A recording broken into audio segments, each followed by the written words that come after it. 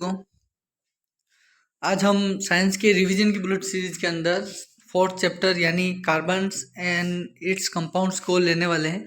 Carbon और इसके compound के बारे में इस चैप्टर को आपको अच्छे से समझना है, क्योंकि अंडरस्टैंडिंग वाला चैप्टर है पूरा। थोड़ा डिफिकल्ट भी लगता है आपको, लेकिन आज सारे टॉपिक को आप एक ही वीडियो के अंदर देखकर पूरा कंप्लीट कर सकते हैं अपने रिवीजन को।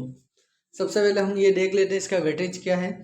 Carbon and its compound chapter number 4, 4 question आने वाले हैं आपके आरबीएसई बोर्ड के अंदर, जिसमें से 2 क्वेश्चन तो 2-2 नंबर के आएंगे और 2 क्वेश्चन 1-1 नंबर के। टोटल नंबर ऑफ क्वेश्चन 4 हैं, नंबर ऑफ मार्क्स 6 हैं। तो आपको बहुत अच्छे से पढ़ना है इसको, क्योंकि 4 क्वेश्चन आने वाले हैं और तो आपको पूरे चैप्टर को कवर करना है।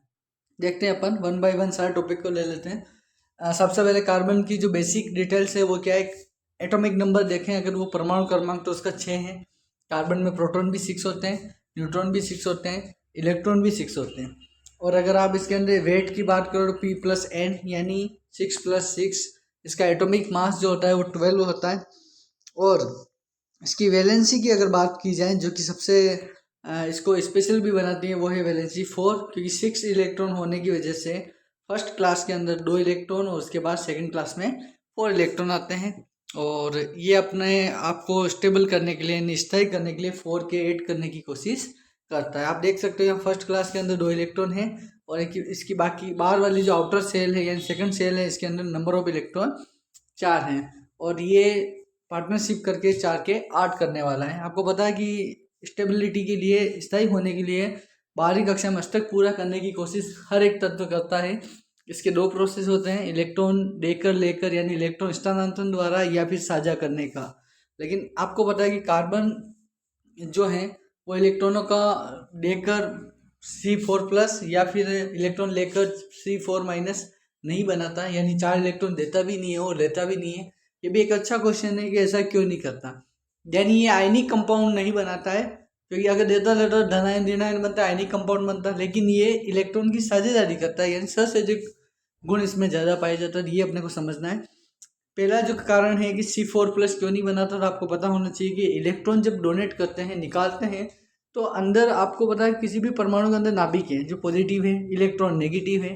नाभिक हमेशा इलेक्ट्रॉन को होल्ड करके रखते हैं। अगर किसी इलेक्ट्रॉन को सेल में से बाहर जाना हो, जैसे इस इलेक्ट्रॉन को आप बाहर निकालना चाहते हो, तो ये इलेक्ट्रॉन अगर बाहर निकलेगा, यहाँ से न्यूक्लियस इसको खींच रहा है, आपको इसको निकालने के लिए एनर्जी देनी पड़ेगी। अब कार्बन के 1, 2, 3, 4 इन चारों इलेक्ट्रॉनों को निकालने के लिए 4 बार एनर्जी देनी पड़ेगी और बहुत ज़्यादा देनी पड़ेगी। इसलिए कार्बन C4+ नहीं बनाता, यानी 4 इलेक्ट्रॉन का त्याग नहीं करता। अब बात दूसरी है कि ये 4 इलेक्ट्रॉन लेकर C4- क्यों नहीं बना लेता। 4 देकर प्लस नहीं बना रहा है तो 4 लेकर 8 क्यों नहीं करता। तो इसके लिए आप समझिए, अगर ये 4 और ले लेगा तो पहले से 2 और 4 6 इलेक्ट्रॉन पहले से हैं इसके पास। ये टोटली 6 नंबर वाला एटॉमिक नंबर वाला एलिमेंट है, जो कि ये ज़्यादा हैवी नहीं, हल्का एलिमेंट ही है। ऊपर से 4 और दे दोगे, 10-10 इलेक्ट्रॉनों का ये वहन नहीं कर सकता। इसलिए C4+ और C4- दोनों नहीं बनाता है। ठीक है, आगे देखते हैं इसके अपर रूप। ये आपके एक्स्ट्रा में दे रखे हैं, यह भी जाने में आपके बुक में दे रखा है, लेकिन बेसिक जानकारी की देख लीजिए, एग्जाम में आने का चांस नहीं है इसके। कार्बन के 2 रूप इन्वायरमेंट में है, क्रिस्टली और अक्रिस्टली। क्रिस्टली आपने सुना हुआ है, हीरा, ग्रेफाइट और फुलरिन। और अक्रिस्टली के अंदर चारकोल, कोक है, लैम्प ब्लैक है, जो काजल जो होता है उस टाइप। तो ये अपने कोर्स में नहीं है वैसे। आगे देखते हैं साझेदारी के बारे में, क्योंकि आपको पता चल गया इलेक्ट्रॉन देता लेता नहीं, यानी इलेक्ट्रॉनों का साझा करता है। साझे की सबसे बेसिक एग्जांपल है वो हाइड्रोजन है। आप हाइड्रोजन, ऑक्सीजन, नाइट्रोजन की समझ के फिर अपन कार्बन पे आते हैं। हाइड्रोजन आपको पता है कि एक कक्षा वाला तत्व है, तो एक कक्षा में, पहली कक्षा में 2 इलेक्ट्रॉन होते हैं, जबकि हाइड्रोजन के पास 1-1 इलेक्ट्रॉन है। तो ये अपने 2 इलेक्ट्रॉन करने के लिए 1-1 इलेक्ट्रॉन का आपस में साझा कर लेते हैं। साझे का मतलब होता है दोनों का बराबर का हक होता है उसमें, और दोनों बराबर इलेक्ट्रॉन का साझा करते हैं। यानी अगर 1 के 2 करने हैं तो इसको भी अपना 1 इलेक्ट्रॉन शेयर करना पड़ेगा, तो सामने से भी 1 इलेक्ट्रॉन शेयरिंग में आएगा। तो इस हाइड्रोजन ने अपना 1 इलेक्ट्रॉन शेयर किया, तो इसने भी 1 इलेक्ट्रॉन शेयर किया। अब ये जो 2 इलेक्ट्रॉन अंदर आ चुके हैं, ये बॉन्ड पेयर के इलेक्ट्रॉन हो गए, यानी बंध के इलेक्ट्रॉन हो गए। 2 इलेक्ट्रॉनों से एक बॉन्ड बन जाता है, यानी एक सिंगल बंध बन जाएगा। ये बंध आयनिक होगा, क्योंकि सहसंयोजक होगा, क्योंकि साझेदारी के इलेक्ट्रॉनों से जो बंध बनता है वो सहसंयोजक होता है। तो एक कल बन जाएगा और ये H2 का निर्माण हो जाएगा। अब O2 की अगर बात करें तो आपको पता है O जो है वो उसका एटॉमिक नंबर 8 होता है। अब 8 होता है तो आपको पता है फर्स्ट क्लास में 2 और सेकंड क्लास में 6। तो इसका मतलब फर्स्ट क्लास तो इसकी कंप्लीट है, इसको छोड़ दीजिए। बाहरी क्लास में कितने इलेक्ट्रॉन है? 6 है। 6 को आप लुईस स्ट्रक्चर मतलब डॉट स्ट्रक्चर में अगर बनाओ तो 6 क्रॉस करके आप बना सकते हो। अगर इसके ऊपर 6 है और दूसरे ऑक्सीजन के ऊपर भी 6 होंगे, आप जानते हो कि 6 से 8 करने के 8 होने पर ही ये स्टेबल होगा। तो ऐड करने के लिए इसके दो इलेक्ट्रॉन की कमी है। अब इस कमी को पूरा करने के लिए ये ऑक्सीजन अपने 2 इलेक्ट्रॉन शेयर करेगा, तो सामने से ये ऑक्सीजन भी 2 इलेक्ट्रॉन शेयर करेगा। दोनों ने 2 इलेक्ट्रॉन शेयरिंग में कर दिए हैं। अब अंदर जो आ चुके हैं ये बॉन्ड पेयर के इलेक्ट्रॉन है, यानी बंद वाले इलेक्ट्रॉन, और जो बच गए हैं वो लोन पेयर के इलेक्ट्रॉन होते हैं। बॉन्ड वाले, अब आपको पता है 2 इलेक्ट्रॉनों से एक बॉन्ड बनता है, या तो 2 और 2 4 हो गए तो यहाँ डबल बॉन्ड बन जाएगा और ये बन जाएगा O2। तो ये जैसे H2 सिंगल बॉन्ड से बना है वैसे O2 डबल बॉन्ड से बना है। और N2 में देखोगे आप तो ट्रिपल बॉन्ड हो रहा है, क्योंकि N आता है 7 नंबर पे और 7 नंबर पे आता है तो फर्स्ट क्लास के अंदर 2, सेकंड क्लास में 5। तो आपको पता है 5 के आपको क्या करने हैं? 8 करने हैं। तो 5 को जैसे आपने यहाँ बना रखा है 5 क्रॉस करके, तो आपको पता चल रहा होगा कि 5 के अंदर 3 की कमी है। तो अगर ये 1 शेयर करेगा तो सामने वाला भी 1 शेयर करेगा। तो आप 3 की कमी को पूरा करना चाहते हो तो आपको 3 शेयर करने पड़ेंगे, यानी फर्स्ट नाइट्रोजन भी 3 शेयर करेगा, सेकंड नाइट्रोजन भी 3 शेयर करेगा। अब जब ये दोनों 3 शेयर कर देंगे तो 3 और 3 6 बॉन्ड पेयर के इलेक्ट्रॉन 6 हो जाएंगे और 2 इलेक्ट्रॉन से एक बॉन्ड बन जाएगा, यानी एक बॉन्ड यहाँ पर, एक यहाँ पर और एक यहाँ पर। ऐसे N2 के बीच में ट्रिपल बॉन्ड बनता है, जो कि इसको मजबूती भी देता है। आपको पता है कि जैसे जैसे नंबर सिंगल से मजबूत डबल होता है और डबल से मजबूत ट्रिपल बॉन्ड होता है। इसी वजह से ये वो कम क्रियाशील होता है, क्योंकि क्रियाशील होने के लिए इसको टूटना पड़ेगा। इसलिए आपको पता है आलू की चिप्स वगैरह जो होती है विकृत गंधिता के अंदर इस गैस को भरा जाता है। अब अपन कार्बन की बात करते हैं। कार्बन जो है एक बहुत बड़े, कार्बन के 2 बड़े गुण हैं। पहला गुण इसकी वैलेंसी 4 होती है, यानी ये 4 इलेक्ट्रॉन को साझा कर सकता है। दूसरा बड़ा गुण इसका ये है कि ये हाइड्रोजन के साथ मिलकर, यानी C जो है वो हाइड्रोजन के साथ मिलकर चाहे जितनी लंबी चेन बना सकता है। इस गुण को हम श्रृंखलन का गुण कहते हैं। ये इसका एक बहुत बड़ा गुण है, श्रृंखला बनाने का गुण। और श्रृंखलन के गुण के कारण ही ये अद्वितीय यौगिक बनाने की क्षमता रखता है। आपने पढ़ा होगा इस चैप्टर में कि कार्बन अकेला इतने यौगिक बना सकता है कि और कोई तत्व उतने जितना इसके जितना यौगिक नहीं बना सकता। इसके कारण सिर्फ 2 हैं, एक तो इसकी 4 संयोजकता का 4 होना और एक इसके अंदर संकलन का गुण पाया जाना। अब समझ गए होंगे कार्बन और हाइड्रोजन से मिलकर जो यौगिक बनते हैं उसे हम हाइड्रोकार्बन्स कहते हैं। और हाइड्रोकार्बन्स आप जो होते हैं वो 2 कैटेगरी के होते हैं, अनसेचुरेटेड मतलब असंतृप्त और संतृप्त। तो आप ध्यान रखिए कि असंतृप्त जो होते हैं, असंतृप्त क्या होते हैं? तो ध्यान रखना कि असंतृप्त वो हाइड्रोकार्बन है जिसके अंदर एल्काइंस एंड एल्कीन्स, यानी जिसके अंदर आपके ट्रिपल बॉन्ड और डबल बॉन्ड हो, वो आपके हो जाएंगे असंतृप्त हाइड्रोकार्बन। और जिसके अंदर सिंगल बॉन्ड हो ओनली, वो हो जाएगा संतृप्त हाइड्रोकार्बन। अब ये सिंगल डबल क्या है? तो ध्यान रखना कि कार्बन जो है ना पार्टनरशिप करता है और कार्बन के बीच एक इलेक्ट्रॉन साझेदारी हो सकती है, यानी सिंगल बॉन्ड हो सकता है। साझेदारी 2 इलेक्ट्रॉनों की भी हो सकती है, यानी डबल बॉन्ड भी बन सकता है। साझेदारी मैक्सिमम 3 इलेक्ट्रॉनों की भी हो सकती है, यानी कार्बन के बीच सिंगल, डबल और ट्रिपल 3 कैटेगरी के बॉन्ड बनते हैं। ट्रिपल 4 इलेक्ट्रॉनों की साझेदारी कभी होगी नहीं, इसलिए आपको ध्यान रखना सिंगल, डबल और ट्रिपल। अगर सिंगल है तो सैचुरेटेड यानी संतृप्त, और डबल ट्रिपल है तो असंतृप्त। डिटेल में आगे बढ़ते हैं अपन कि कैसे होता है ये। सबसे पहले बेसिकली अपन देखते हैं कि कार्बन की संयोजकता 4 है। ये 4 अलग अलग तत्वों से, 4 एक ही प्रकार के तत्वों से किसी भी प्रकार से, या फिर ये एक इलेक्ट्रॉनों को 4 जनों से साझा कर सकता है, या फिर 2 इलेक्ट्रॉनों का 2 जनों से साझा कर सकता है। कुल मिला के ये अपने 4 इलेक्ट्रॉन साझेदारी में रखकर 4 के 8 करेगा। जैसे यहाँ हाइड्रोजन के साथ कर रहा है ये, इसने अपनी बाहरी कक्षा के जो 4 इलेक्ट्रॉन है, क्योंकि कार्बन 6 नंबर पर आता है, पहली कक्षा 2 से कंप्लीट हो चुकी है। अब इलेक्ट्रॉन अनकम्प्लीट जो है वो सेकंड क्लास यानी 4 वाले हैं, इनको ऐड करना है। इसने अपना एक इलेक्ट्रॉन इस हाइड्रोजन के साथ, एक इलेक्ट्रॉन इसके साथ, एक इसके साथ और एक इसके साथ, अपने चारों इलेक्ट्रॉन 4 हाइड्रोजनों के साथ पार्टनरशिप में साझा कर दिया। साझा करने के बाद ये जो बना है ये CH4 बन चुका है। इससे जो संरचना बनती है जिसमें अपन इलेक्ट्रॉन शो कर रहे हैं, इसे हम बोलते हैं इलेक्ट्रॉन बिंदु संरचना। आजकल एग्जाम में पूछी जाती है कि इलेक्ट्रॉन बिंदु संरचना बनाइए, तो आपको डॉट स्ट्रक्चर इस तरह से बनाना है। अगर और इसी डबल डबल इलेक्ट्रॉन की जगह आप बॉन्ड भी बना सकते हो। अगर मैं इलेक्ट्रॉनों की जगह बॉन्ड बना दूं तो ये जो स्ट्रक्चर बन रहा है CH4 का, इसे हम संरचना सूत्र कहते हैं। और अगर चारों को क्लोज करके ऐसे लिख दूं मैं CH4, तो इसे हम अणु सूत्र कहते हैं। बात एक ही है तीनों, इलेक्ट्रॉन बिंदु संरचना, संरचना सूत्र और अणु सूत्र। CH4 मेथेन गैस यानी गोबर गैस होती है, जो हाइड्रोकार्बन का सबसे पहला तत्व है। इसके बाद बात करते हैं अपन कार्बन कार्बन की आपस में साझेदारी को लेकर, यानी हाइड्रोकार्बन में ही अगर दो कार्बन चाहे एक एक इलेक्ट्रॉनों का साझा करें, तो आपको पता है टोटल नंबर ऑफ इलेक्ट्रॉन 4 हैं। 4 का अर्थ कर इसने कसम खा रखी है कि मैं 4 का साझा ही करूंगा, ना तो 4 से कम करूंगा ना 4 से ज़्यादा करूंगा। अगर इसने एक एक का आपस में कर लिया है तो बाकी के 3 ये हाइड्रोजन के साथ करेगा। और इस टाइप से आपको पता चल रहा है कि CH3 यानी टोटल करके अगर मैं बताऊं तो C2H6 बन रहा है। ये आपके एथेन होता है, क्योंकि 2 कार्बन के लिए एथ वर्ड यूज करते हैं। ये आगे मैं आपको बताने वाला हूँ कि मेथ एथ प्रोप क्या होता है।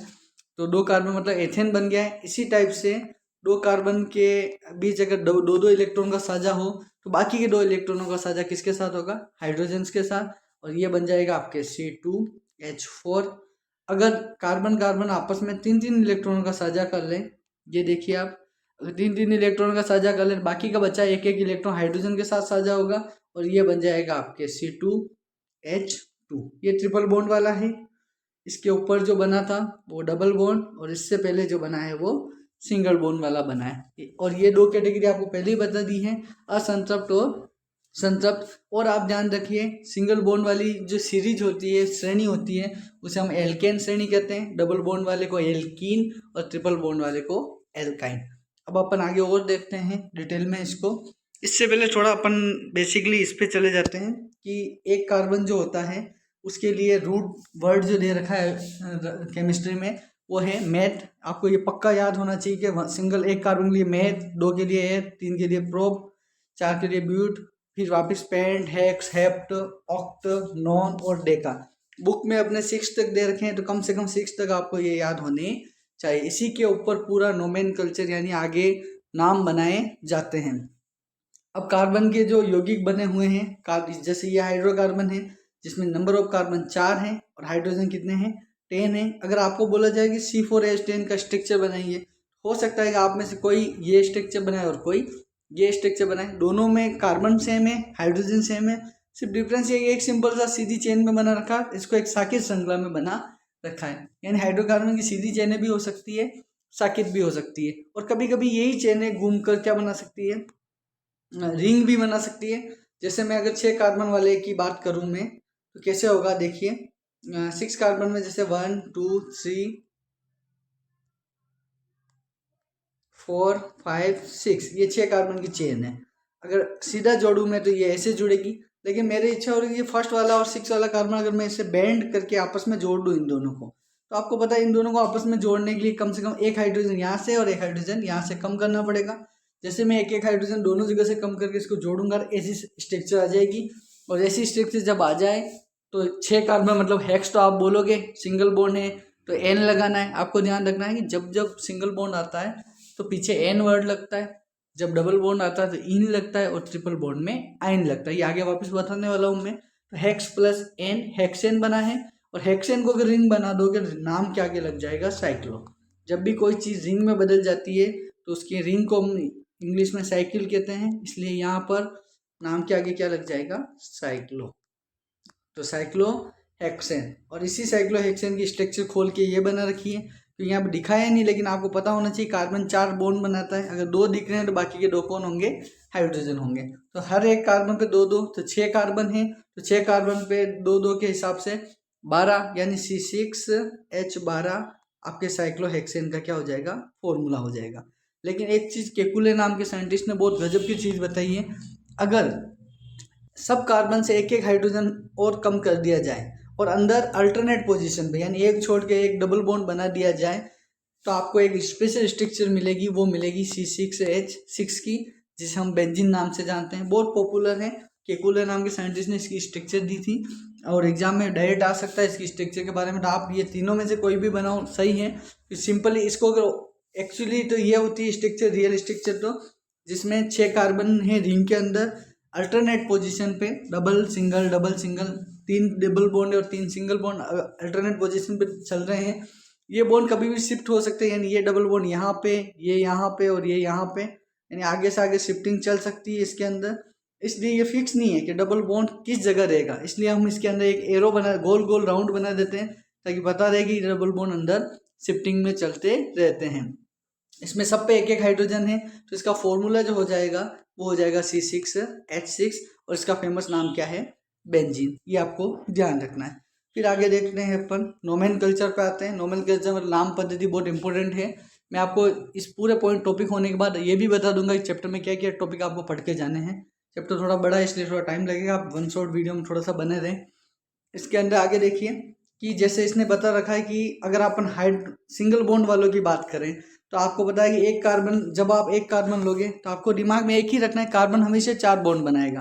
तो इसका मतलब ये होगा कि चारों बॉन्ड किसके साथ बन रहे हैं, हाइड्रोजन के साथ बन रहे हैं। हाइड्रोजन के साथ बन रहे हैं तो क्या बन जाएगा आपके CH4 और नाम क्या हो जाएगा, एक कार्बन के लिए मैथ वर्ड लेते हैं। और एक बात ध्यान रखो, सब सिंगल, जहाँ जहाँ सिंगल बॉन्ड आ रहा है वहाँ सबके नाम के पीछे N लगा दीजिए, यानी मैथ प्लस N क्या बन जाएगा, मेथेन बन जाएगा। लेकिन इसी चीज़ को अगर आप 2 कार्बन लो, जैसे फॉर एग्जांपल C2 लो, तो कम से कम इनके बीच एक बॉन्ड तो पहले से हो गई। बाकी के आपको पता चल ही चुका है कि अगर एक एक बॉन्ड इस पे बन चुका है तो बाकी 3 बॉन्ड ही बनेंगे, क्योंकि कार्बन 4 से ज़्यादा बनाता नहीं है और 4 से कम भी नहीं बनाता। तो इसका मतलब बाकी के 3 बॉन्ड जो हैं वो किसके साथ हो जाएंगे, हाइड्रोजन के साथ। इधर 3 तो इसके साथ भी 3, इधर भी 3, तो इसका मतलब ये क्या बन जाएगा आपके C2 यानी C2 हो गए, हाइड्रोजन कितने हो गए, 6 हो गए, C2H6 ये बन गया आपके एथेन। इसी टाइप से अगर नंबर ऑफ कार्बन 3 ले, 1 2 3, आपस में सिंगल बॉन्ड से जोड़ने के बाद आप इसकी 4 की संयोजकता पूरी कर दीजिए। जैसे पहला कार्बन जो है एक बॉन्ड बना चुका है, 3 हाइड्रोजन जोड़ दो।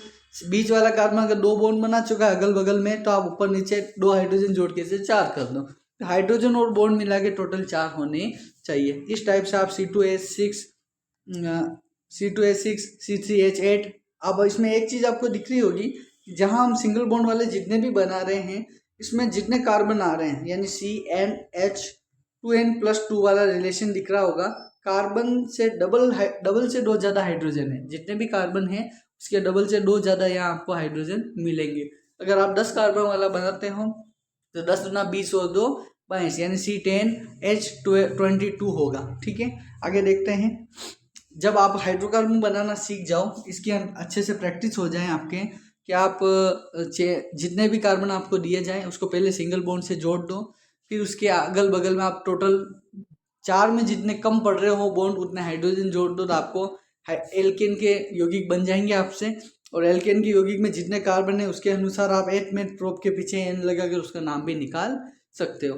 लेकिन ये थोड़ा और ज़्यादा डिटेल में और इम्पोर्टेंट है। उन्हीं के बीच में उनके ही हाइड्रोजन में से किसी हाइड्रोजन को हटाकर, जैसे मान लो ये CH4 है, CH4 ये एक हाइड्रोकार्बन है सिंपल सा। इस हाइड्रोकार्बन को हटा, क्योंकि कार्बन 4 बॉन्ड ही बनाता है, इनमें से कोई ग्रुप आ गया जिसने इसको हटाकर इसकी जगह ले ली और इसके अंदर कुछ स्पेशल कैरेक्टर डाल दिए, कुछ विशेष गुण डाल दिए, तो उन्हें हम क्या कहेंगे, क्रियात्मक समूह। ये प्रक्रियात्मक समूह का मतलब होता है कोई तत्व हो सकता है या तत्वों का समूह हो सकता है जो किसी हाइड्रोकार्बन में जुड़कर उसके अंदर विशेष गुणों को लेकर आ जाता है। जैसे आप देख सकते हो OH ग्रुप अगर जाके जुड़ेगा तो एल्कोहल के गुण आ जाएंगे, वैसे ही मेथेन बन जाएगा मेथेनॉल, एथेन बन जाएगा एथेनॉल, प्रोपेन बन जाएगा प्रोपेनॉल। अगर एल्डिहाइड ग्रुप जाके जुड़ता है तो एल्डिहाइड बनते हैं, जिसमें N वर्ड, जैसे एल्कोहल में ओल लगता है वैसे एल्डिहाइड में L लगता है, कीटोन में ओन पीछे अनुलग्न के रूप में पीछे जुड़ने में, और इसमें ओइक एसिड लगता है। तो आपको ध्यान रखना है कि अगर इनमें से कोई ग्रुप जाके जुड़ा तो उसके सारे गुण भी बदल जाएंगे। जैसे एल्डिहाइड जुड़ा तो मेथेन मेथेनेल में बदल जाएगा, एथेन एथेनेल में बदल जाएगा। कीटोन जुड़ता है तो कम से कम प्रोपेन से शुरू होगा, क्योंकि कीटोन का जो ये सिंबल है ये बीच में आता है, तो इधर भी C आएगा इधर भी C, तो नंबर ऑफ कार्बन कम से कम 3 होने चाहिए। तो प्रोपेनॉन, ब्यूटेनॉन, पेंटेनॉन ये बन जाएंगे। और ये कार्बोक्सिलिक एसिड जुड़ता है तो मेथेनोइक अम्ल, एथेनोइक अम्ल, प्रोपेनोइक अम्ल ये बनेंगे। तो आपको बनाना कैसे हैं इसके लिए थोड़ी प्रैक्टिस करवा देता हूँ मैं। फॉर एग्जाम्पल आप एक कार्बन का अगर ले रहे हो और इसमें अगर आप OH ग्रुप जोड़ना चाह रहे हो तो आपको पहले क्या करना पड़ेगा कि एक हाइड्रोजन को किसी को हटाना पड़ेगा। आप एक हाइड्रोजन को हटा दीजिए, इसकी जगह आप OH ग्रुप लाके जोड़ देते हो तो एल्कोहल बन जाएगा। क्लोज करके लिखोगे तो क्या बनेगा, CH3OH। एक कार्बन है तो मेथेन और OH जुड़ गया था ओल, मतलब मेथेनॉल, जहरीली शराब जिसे हम कहते हैं। और यही अगर आप दो कार्बन लेते हो और फिर बनाते हो और कैसे बनेगा ये देखते हैं अपन। जैसे C2 लिया आपने, इस पे आपको पता है कि हाइड्रोजन जितने होने चाहिए उतने जुड़े हुए हैं, ठीक है, ये हाइड्रोजन जुड़े हुए हैं। आप इसको एल्कोहल में बदलना चाह रहे हो तो आपको कम से कम एक हाइड्रोजन को हटाना पड़ेगा। फिर यहाँ पर आपको एक ग्रुप यानी OH ला के लगाना पड़ेगा। अगर आप OH ला के लगाते हो तो आपको क्या मिल रहा है, CH3 CH2OH या फिर C2H5OH। इसे हम एथेन प्लस ओल एथेनॉल कहते हैं, जो शराब का कंटेन है और बहुत इंपॉर्टेंट भी है। ऐसे ही आप एल्कोहल की जगह अगर एल्डिहाइड ग्रुप लेके जोड़ते हो तो एल्डिहाइड में CHO जुड़ता है, नाम के पीछे देख सकते हो आप। नंबर ऑफ कार्बन 3 है, तीसरा वाला कार्बन CHO में बदला हुआ है तो आप प्रोपेन प्लस एल, क्योंकि एल्डिहाइड का एल लेते हैं प्रोपेनल बन जाएगा। इसी टाइप से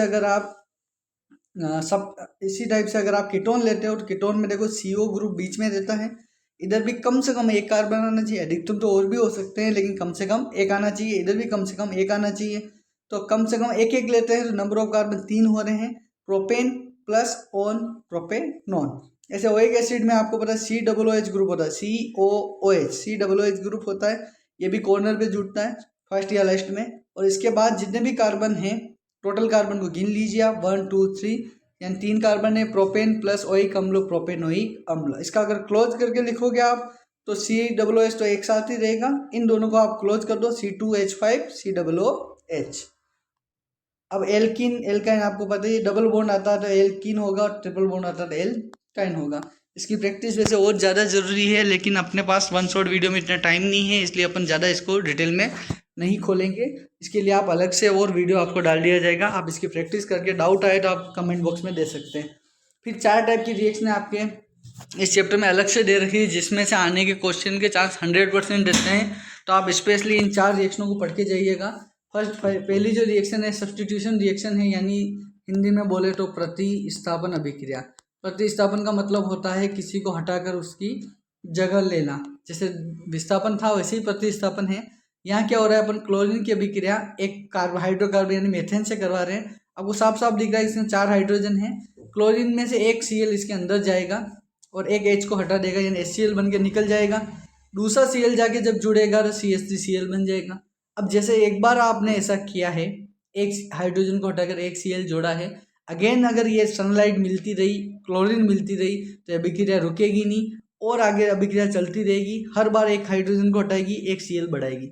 तो सेकंड टाइम देखो आप 3 से हाइड्रोजन 2 हो गए, एक Cl और एक Cl से 2 Cl, यानी Cl बढ़ रहा है हाइड्रोजन घट रहा है, CH2 Cl2 बन गया। अगेन अगर एक बार और कराओगे एक हाइड्रोजन और घट जाएगा, CHCl2 Cl3 बन जाएगा। और ये तो गजब की चीज़ है, आपको पता ही है पुराने टाइम में विलन फिल्मों में इसी को काम में ले रहे, क्लोरोफॉर्म लोगों को बेहोश करने के लिए। फिर और अगर आपने एक बार और करवाया तो बेचारे के पास जो एक बचा कुचा जो हाइड्रोजन है वही निकल जाएगा और CCl4 बन जाएगा। कार्बन टेट्राक्लोराइड बहुत ही फेमस सॉल्वेंट है, विलायक है ये अभिक्रिया आप एग्जाम में याद रखिएगा। वैसे मेन रिएक्शन ये एक ही है, डिटेल में इसको 4 स्टेप में दे रखा है, बाकी आप एक रिएक्शन से भी काम चला सकते हो। आपको बताना है कि एक क्रियात्मक एक कोई ग्रुप जो है फंक्शनल ग्रुप है, अटेक्टिंग ग्रुप है, ये आपके हाइड्रोजन को रिप्लेस कर रहा है, इसलिए इस अभिक्रिया का नाम क्या, सब्स्टिट्यूशन रिएक्शन। फिर आ जाओ आप एडिशन रिएक्शन, इसको संकलन अभिक्रिया भी कहते हैं, इसको हाइड्रोजनीकरण भी कहते हैं। आपके एग्जाम में हाइड्रोजनीकरण नाम से भी आ सकता है क्योंकि इसमें हाइड्रोजन जुड़ रहा है, और इसको आप अपचयन भी कह सकते हो क्योंकि हाइड्रोजन का जुड़ना क्या होता है, अपचयन। इंपॉर्टेंट रिएक्शन है ये, क्यों इंपॉर्टेंट है, क्योंकि इसी रिएक्शन की वजह से हम जो डालडा घी बनाते हैं। डालडा घी कैसे, कि ये जो आपको डबल बॉन्ड वाले या ट्रिपल बॉन्ड वाले जो होते हैं ये वेजिटेबल ऑयल होते हैं। इस वेजिटेबल ऑयल को हम जब घी में बदलना चाहते हैं हम उसके अंदर हाइड्रोजन गैस रिलीज कर देते हैं। अब आपको सिंपली समझना है कि हाइड्रोजन गैस अंदर जाके क्या करेगा, निकल आपको उत्प्रेरक के रूप में लेना है। जब आप हाइड्रोजन भेजोगे तो हाइड्रोजन हाइड्रोजन ऐसे जुड़े होते हैं, आप देखिए इसको, हाइड्रोजन और हाइड्रोजन H2 जो है ना वो किस फॉर्म में होता है, ये H और H। सबसे पहले ये H2 अलग होगा, फिर और इधर से ये जो डबल बॉन्ड है ना, ये डबल बॉन्ड का एक बॉन्ड टूट जाएगा, दोनों नहीं टूटेंगे, सिर्फ एक बॉन्ड टूट जाएगा। और एक बॉन्ड टूटने से एक इलेक्ट्रॉन इस पे फ्री होता है और एक इलेक्ट्रॉन इस पे फ्री होता है।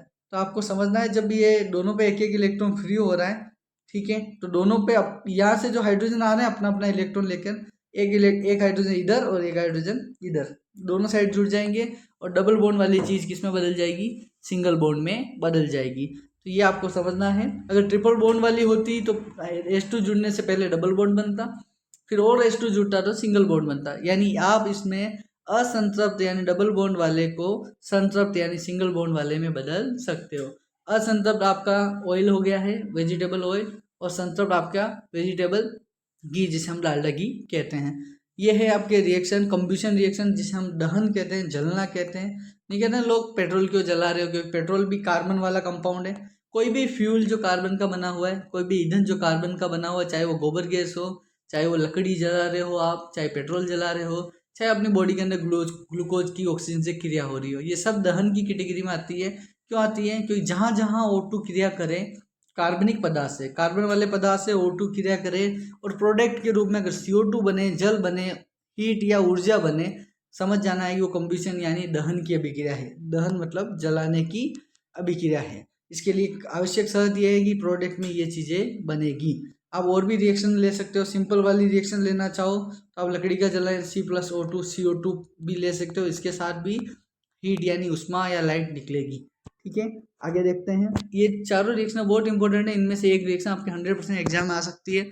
सबसे ज़्यादा चांस इस रिएक्शन के हैं, तो इस रिएक्शन को अच्छे से देख के जाइएगा, एडिशन या संकलन अभिक्रिया को। फिर आगे देखते हैं अपन ऑक्सीडेशन। इसमें और इसमें ज़्यादा डिफरेंस नहीं है, आप थोड़ा समझना। इसके अंदर भी ऑक्सीजन ऐड होती है, इसमें भी ऑक्सीजन क्रिया करती है, लेकिन इसके अंदर CO2 का निकलना अनिवार्य नहीं है। ऑक्सीडेशन का मतलब सिर्फ O से है। जब किसी के साथ O जुड़ेगा तो हम उसे क्या बोलेंगे, ऑक्सीडेशन रिएक्शन। अब इसके अंदर हो क्या रहा है, इस रिएक्शन को थोड़ा डिटेल में समझ लीजिए आप। ये आपके सामने C2H5 है, इसको ओपन करके अगर अपन लिखते हैं तो ये इस टाइप से होगा। दो तो C हो गए, और दोनों C के ऊपर आप इसके 4 बॉन्ड बना दीजिए। एक जगह आपके OH जुड़ा हुआ है, बाकी सारी जगह क्या जुड़े हुए हैं, H जुड़े हुए हैं, ये H जुड़ गए। ठीक है, अब आपने इसको क्या दिया है, O दिया है। तो आप समझो इस चीज़ को कि जैसे आप इसको O दोगे तो ये O अंदर जाएगा, अंदर जाकर 2 हाइड्रोजन को अपने साथ ले लेगा। 2 हाइड्रोजन को अपने साथ लेकर, अब आपको पता है 2 हाइड्रोजन और एक O क्या बनाते हैं, H2O बनाते हैं। यानी यहाँ H2O निकल जाएगा। H2O निकलने के बाद इस बेचारे के 2 इलेक्ट्रॉन फ्री हो चुके हैं और एक O और जाएगा। फिर यहाँ KMnO4 एक ऑक्सीकारक एजेंट है, ऑक्सीकारक एजेंट जितने चाहे उतने O दे सकता है। फर्स्ट O देगा वो तो 2 हाइड्रोजन को ले जाएगा, सेकंड O जो देगा ना वो इन दोनों की कमी को पूरा कर देगा। यानी सेकंड O जाकर डायरेक्ट इस हाइड्रोजन और इस हाइड्रोजन की वजह से जो यहाँ कमी आई है, यहाँ सेकंड O जाकर यहाँ डबल बॉन्ड बनाकर जुड़ जाएगा। अब डबल बॉन्ड बना के जुड़ेगा तो देखो कौन सा ग्रुप बन गया, COOH। तो इस तरफ से ऑक्सीडेशन रिएक्शन होगी, यानी एल्कोहल को किस में बदल दिया जाएगा, एथेनोइक एसिड में। फिर आप देखिए एक और इम्पोर्टेंट टॉपिक जो अलग से दे रखा है बुक के अंदर, एथेनॉल और एथेनोइक एसिड। एथेनॉल जानते हो दुनिया इसी के पीछे पागल है। वाइन ये शराब का कंटेन है, कप सिरप वगैरह बनाया जाता है, इसी से बनाया जाता है, खांसी की दवा वगैरह। टिंचर में भी एथेनॉल होता है, इसलिए स्मेल दारू जैसी यानी वाइन जैसी आती है। एथेनोइक एसिड बहुत अच्छी चीज़ है, लोग नहीं नहाए तो परफ्यूम लगा के काम चला सकते हैं। परफ्यूम डीओ वगैरह में एथेनोइक एसिड एथेनोइक एसिड से बनाया हुआ एस्टर मिलाया जाता है। तो एस्टर अभी आने वाला है, जस्ट आप उसके बारे में भी देखते हैं। एथेनॉल क्या होता है, OH ग्रुप हो, 2 कार्बन हो तो वो एथेनॉल है। और इसकी केमिकल रिएक्शन आपको देखनी एग्जाम में आ सकती है, थोड़ा सा देख लीजिए। एथेनॉल की सोडियम से अगर आप क्रिया करवाते हो तो सोडियम एथॉक्साइड बनता है एक, जिसमें सोडियम डायरेक्ट H की जगह जुड़ जाएगा और H निकलने की वजह से H2 गैस यहाँ पर निकल जाएगी। सेकंड रिएक्शन है असंतृप्त हाइड्रोकार्बन बनाने की, यानी डबल बॉन्ड वाला हाइड्रोकार्बन या ट्रिपल बॉन्ड वाला हाइड्रोकार्बन बनाने की है।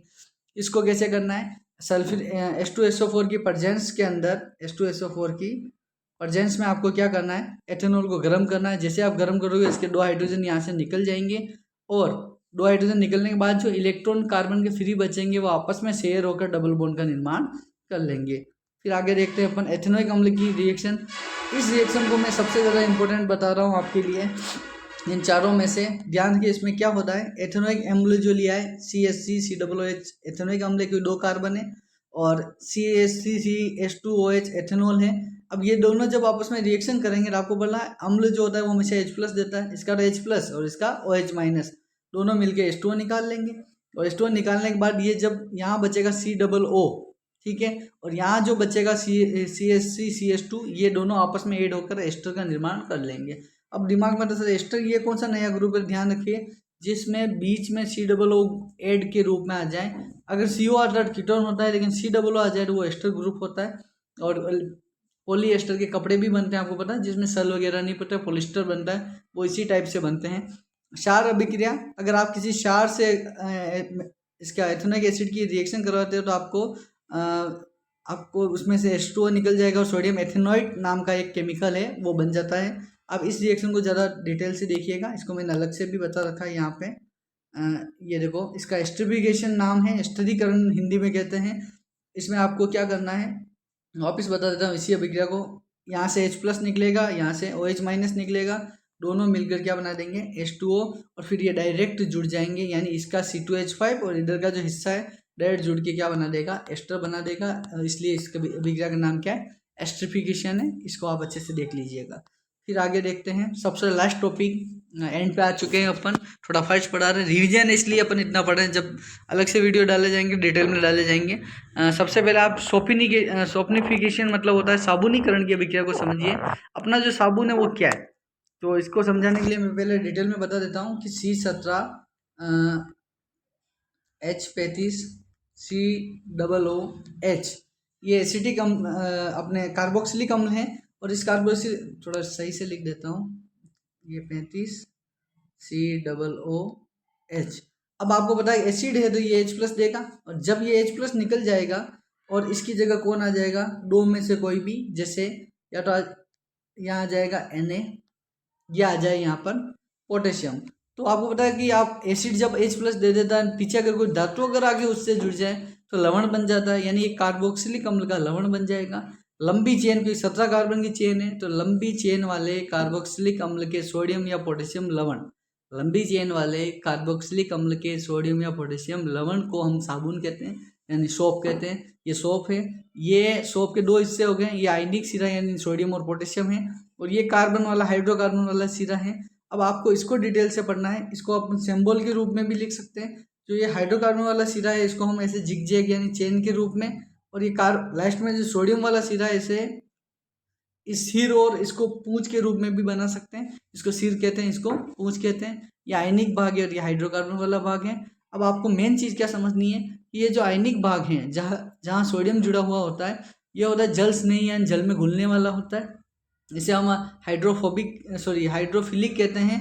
और ये जो पूंछ वाला भाग है लंबी कार्बन चेन वाला, ये ऑयल के साथ जुड़ता है यानी गंदगी जो मेल है उसके साथ जुड़ता है, जिसे हम हाइड्रोफोबिक या फिर हाइड्रोकार्बन वाला भाग या जल विरोधी भाग कहते हैं। अब आप साबुन को जब कपड़ों पे यूज करोगे तो सबसे पहले आपको कपड़ों को गीला करना है, फिर साबुन लगानी है। जैसे गीला तो करोगे, सूखे पर क्या लगाओगे, जैसे गीला करते हो और आपको पता है उसके आसपास पानी आ चुका है, आप जैसे साबुन लगाओगे साबुन के जो बहुत सारे अणु हैं वो अणु उसमें कुछ ऐसे व्यवस्थित होंगे कि पानी बाहर की साइड पानी की ओर तो रहेगा इसका आयनिक सिरा यानी सोडियम वाला सिरा जो पानी में घुल जाता है, और ये चेन वाला जो सिरा ये ऑयल की बूंद को कवर करेगा। ऑयल की जो बूंद यानी गंदगी तेल मेल जो कपड़ों पे लग जाता है उस मेल को कवर करेगा, और उस मेल के चारों ओर ये आयनिक सिरा ये जो जिगजैग यानी हाइड्रोकार्बन वाली चेन है ये ऐसे व्यवस्थित होकर गेंद जैसी गोलाकार संरचना बना देती है, जिसे हम मिसेल कहते हैं। एग्जाम में मिसेल की संरचना भी आती है, ये डायग्राम भी आपको अच्छे से कंप्लीट करना है।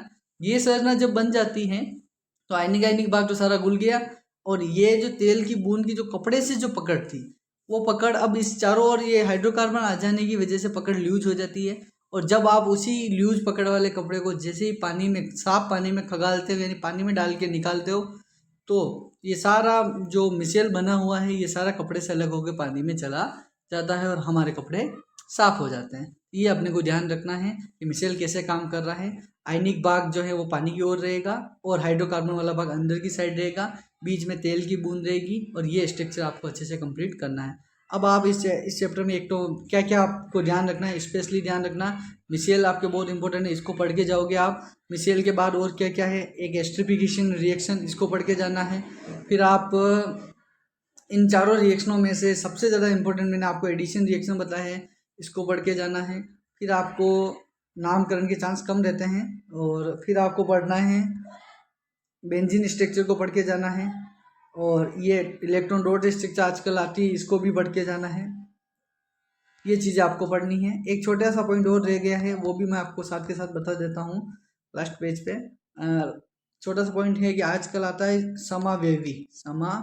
तो ये समावेवी क्या होता है, इंग्लिश में बोलते हैं आइसोमर, कहते हैं समावेवी। समावेवी मतलब होता है, जैसे मैंने आपको C4 दिया है, H10 दिया है, 3 बच्चों को बोलोगे इसके फॉर्मूले को डिटेल में लिखो आप, तो क्या होता है, जैसे मैंने आपको दिया C4H10, ये क्या है C4H10, 4 कार्बन यानी ब्यूट और सिंगल बॉन्ड यानी ब्यूटेन दे दिया मैंने। अब 4 बच्चों ने इसको लिखा कैसे, वो आप देखिए। पहला बच्चा जो है उसको इस टाइप से लिख रहा है, या फिर मैं आपको पेंटेन दे देता हूँ ताकि स्ट्रक्चर और बढ़िया बने। ये C5H डबल से 2 ज़्यादा यानी 12। अब बच्चों को बोला आप इसका स्ट्रक्चर बनाइए, तो बच्चों ने बनाया 1 2 3 4 5। एक बच्चा ऐसा जिसने इसकी सीधी चेन बना दी। एक बच्चे के मन में आया कि हम सीधी चेन क्यों बनाए, 1 2 3 4 को सीधा बनाया और एक को नीचे लगा देता हूँ। एक बच्चे ने स्ट्रक्चर इसका कुछ ऐसे बनाया कि 5 कार्बन को ऐसे व्यवस्थित कर दिया। अब इसमें जब इनके नाम आप नाम लिखने जाओगे तो इसको हम एन पेंटेन कहते हैं, 5 कार्बन एन पेंटेन ही होता है। लेकिन इसका जब नाम लिखने जाओगे तो IUPAC की टेक्नोलॉजी आप बड़ी क्लासों में पढ़ोगे, उस टेक्नोलॉजी के अकॉर्डिंग इसका नाम हो जाएगा नियोपेंटेन, सॉरी आइसोपेंटेन। क्योंकि आइसोपेंटेन का मतलब होता है कि इस तरह से जो शेप आ जाए, सीधी आ रही तो नॉर्मल पेंटेन हो रहा है, इस तरह से जो एल वाली शेप आ जाए तो आप नाम के आगे क्या लगा दोगे, आइसो लगा दोगे, आइसोपेंटेन। और इस तरह की जब प्लस वाली शेप आ जाए तो आपको नाम के आगे नियो लगा देना है।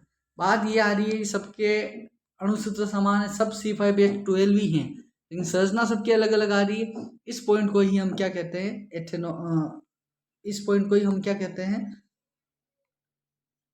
समावयवता यानी अणुसूत्र समान होना लेकिन संरचना सूत्र क्या होना, अलग अलग, स्ट्रक्चर अलग अलग होना समावयवता कहलाता है। तो समावयवी या समावयवता आपको समझ में आ गया होगा। आई होप वीडियो अच्छा लगा होगा आपको। ज़्यादा से ज़्यादा बच्चों को शेयर करना है, चैनल को भी सब्सक्राइब करना है और अगले वीडियो का वेट करना है। कल तक या आज शाम तक आपको नेक्स्ट पीरियोडिक टेबल का वीडियो भी मिल जाएगा। थैंक्स।